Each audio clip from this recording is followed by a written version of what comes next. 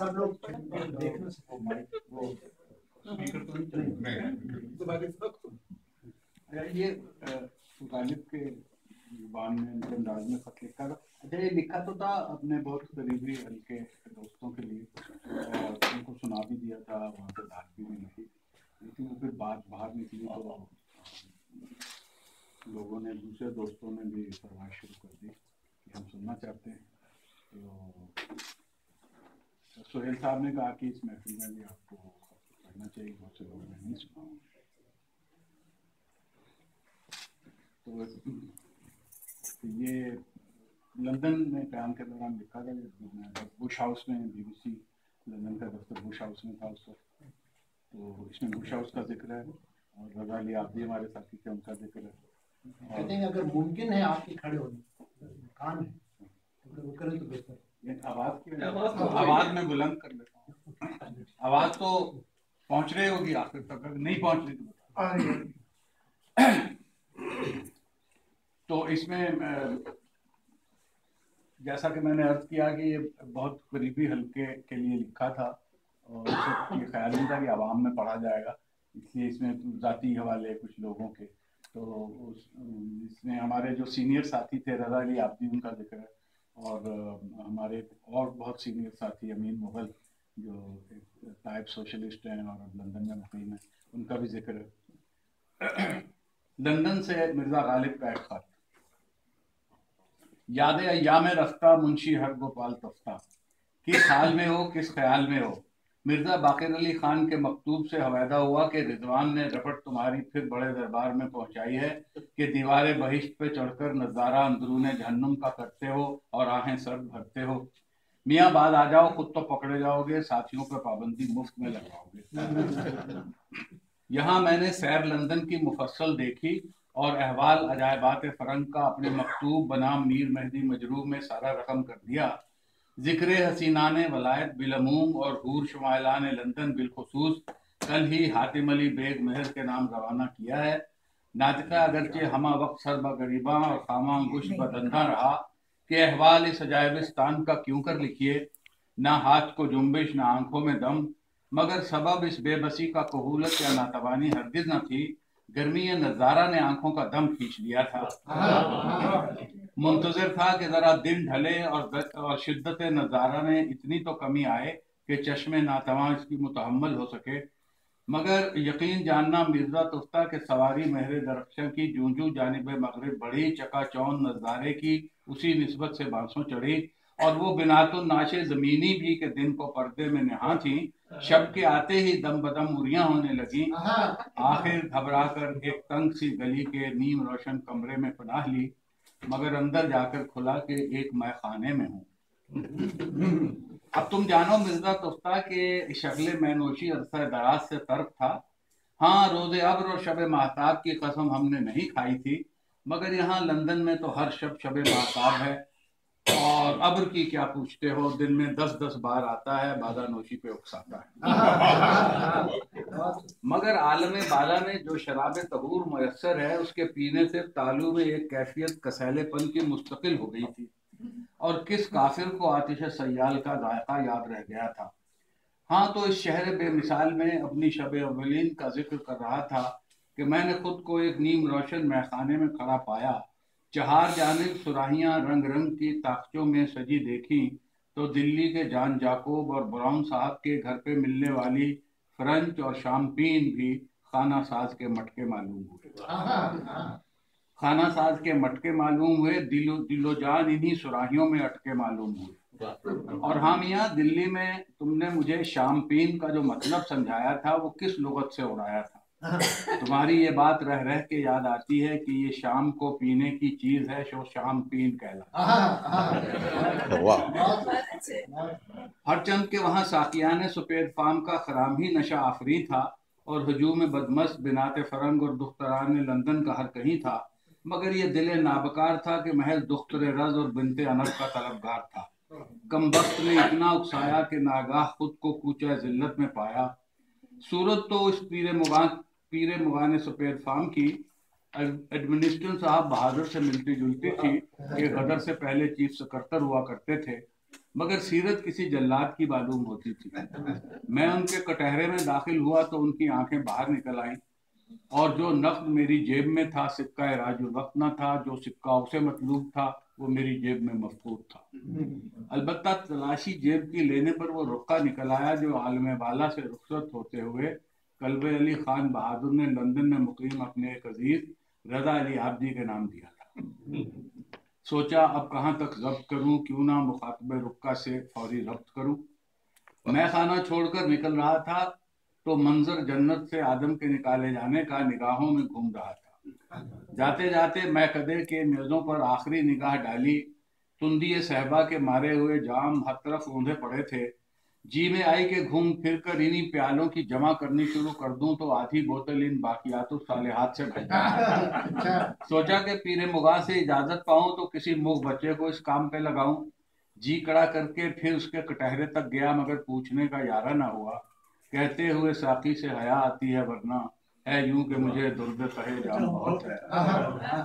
باہر نکل کر ایک انگریزی لمپ کی روشنی میں رقعہ قلب علی خان بہادر کا بنام رضا علی عابدی ایک بار پڑھا اور علی کا نام لے کر مطابق نقشے کے عازم سفر ہوا۔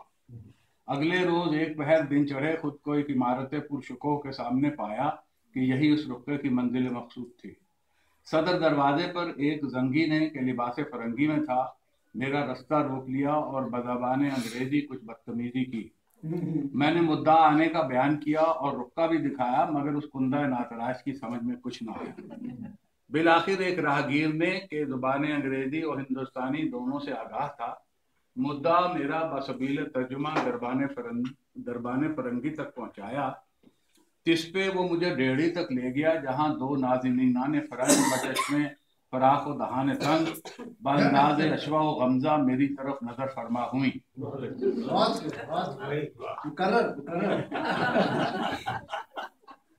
تس پہ وہ مجھے ڈیڑھی تک لے گیا جہاں دو نازنینان فرنگ بچشمے فراخ و دہان تنگ بانداز اشوا و غمزہ میری طرف نظر فرما ہوئی اور اپنی بولی میں گویا ہوئی۔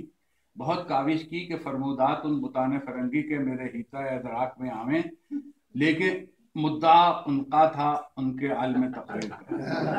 آخر تھک ہار کر میری آگہی نے بھی دام شنیدن سمیٹا اور اس کی جگہ جال نگاہوں کا پھیلا دیا۔ ہر چند کے جو دانہ میں نے ڈالا درجہ اول کا تھا اور جو دام میں نے بچھایا ہم رنگ زمین تھا، پر وہ معصوم پرندے کے صورت میں طیور آشیاں گم کردہ سے مختلف نہ تھے، سیرت میں بڑے دانا و بینا نکلے۔ بلکہ غور کیا تو اس طرف بھی نگاہوں کی کمان کڑی اور تیز نیم کش تھے، گویا جو حربہ میں ان پہ آزما رہا تھا وہی داؤ پیچ وہ مجھ پہ لگا۔ مگر تم ہی انصاف کرو مرزا کہ ادھر وہ دو اور دونوں پر جوبن، ادھر ہی اکیلا غالب خستہ تن، مقابلہ کیا تھا سیدھی سیدھی شتر گربگی تھی۔ جب میری خلش اس درجہ بڑھی کہ چہرہ غمازی کرنے لگا تو معشوقان سفید فام غالباً میری چینے جبیں سے غم پنہا سمجھ گئے۔ تب اس حسینہ نے کہ بنسبت دوسری کے کم سن و شوخ تر تھی، آلہ ترسیل الصوت اپنے داہنے ہاتھ میں تولا اور اس میں میرا نام بولا۔ قیاس ہے کہ دوسری جانب سے فرد مطلوبہ نے سنا اور جواباً کچھ کہا۔ اور میاں تفتہ اگر تم حیرت کرتے ہو کہ یہ اعلی ترسیل الصوت کیا بلا ہے تو بھائی ذکر اس کا میں نے مفصل میر مہدی کے خط میں کر دیا ہے۔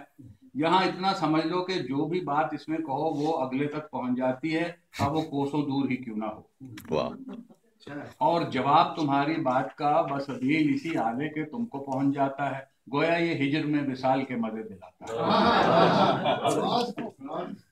خیر آمدم برسر مطلب زنگی نے اشاروں کنایوں سے سمجھایا کہ شخص مطلوب 12 بجے سے پہلے نہ آ سکے گا، انتظار کیجیے۔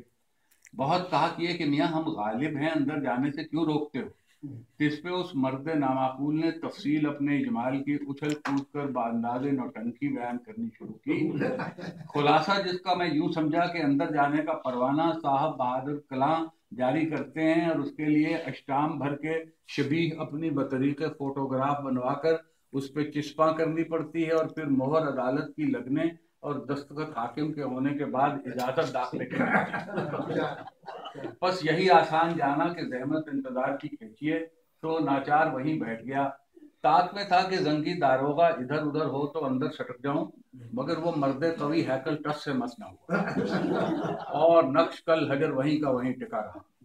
دونوں دربان حسیناؤں کی نسبت یہ سوچ کر دل کو تسلی دی کہ آج نہیں تو کل یہ صورتیں خاک میں پنہا ہوں گی، اور اتنا رسوخ تو عالم بالا میں ہمارا بھی ہے کہ ان دونوں پریزادوں کو فرائض گروہ کے انجام دینے پر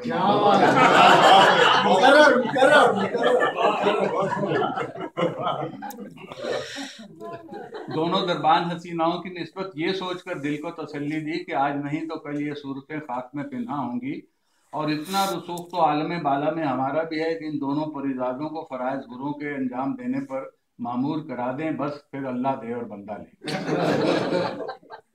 اور اس بد حیر داروغہ زنگی کے لیے تو ہم نے دل ہی دل میں جہنم کا وہ گوشہ بھی مخصوص کر دیا جہاں سب سے لمبے گردوں والے جنات براجمان ہیں. کرامن کاتبین کے یہ فرائض نبھانے میں خاصا وقت لگ گیا. اب جیب سے ریاست رامپور کی تحفے میں ملی ہوئی اطلاعی گھڑی نکال کر وقت دیکھا تو 12 پر 3 بج رہے تھے.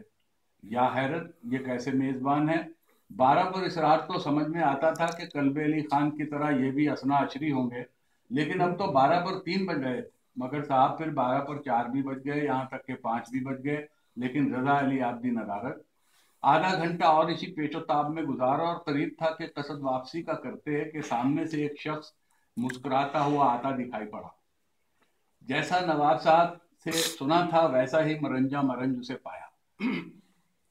مگر یہ قصہ سمجھ میں نہ آیا کہ 12 بجے بلایا اور 5:30 تک بٹھایا. جب میں شکایت زبان پر لایا تو وہ مرد مہربان پھر سے مسکرایا اور بولا، قبلہ آپ کی گھڑی وقت دلی کا بتا رہی ہے، یہاں لندن میں ابھی 12 ہی بجے. میں نے کہا بھائی تکلف برطرف، بڑی طلب ہو رہی ہے، پہلے کچھ بندوبست پینے پلانے کا ہو جائے. بس میرا یہ کہنا تھا کہ مسکراہٹ اس مرد معصوم کے چہرے سے انقا ہو گئی اور قطرے انفعال کے پیشانی پر چمکنے لگے. بسد مشکل گویا ہوا، حضور ماہ محرم ہے اور آپ کو جام و سبوکی سوچتی ہے، کچھ تو خیال کیجئے. میں نے کہا محرم ہے تو میرا پانی بند کر دو، شراب سے تو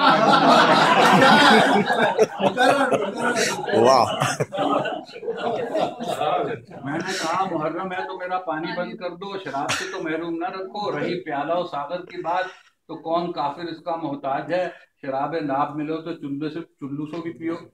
پلا دے اوک سے ساقی جو مجھ سے نفرت ہے، پیالہ گر نہیں دیتا نہ دے شراب تو دے.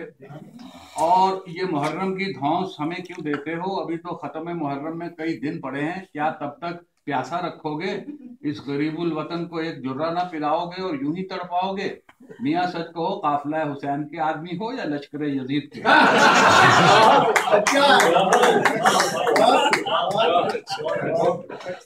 کل کے لیے کراج نہ خصت شراب میں، یہ سوء ظن ہے ساقی کوثر کے باب میں. واہ واہ واہ.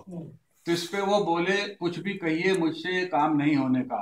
آپ چاہیں تو بنفس نفیس میخانے میں تشریف لے جائیں، خرچہ پیشگی دینے کو تیار ہوں.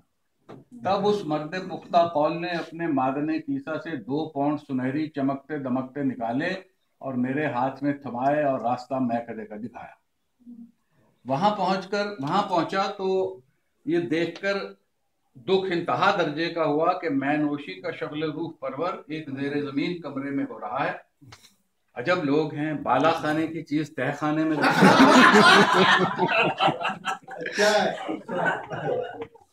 ابھی اس صدمے سے سنبھل نہ پایا تھا کہ ایک اجنبی کے صورت سے ہم وطن معلوم ہوتا تھا لڑکھڑاتا ہوا آیا اور نشے میں دھت مجھ سے ٹکرایا.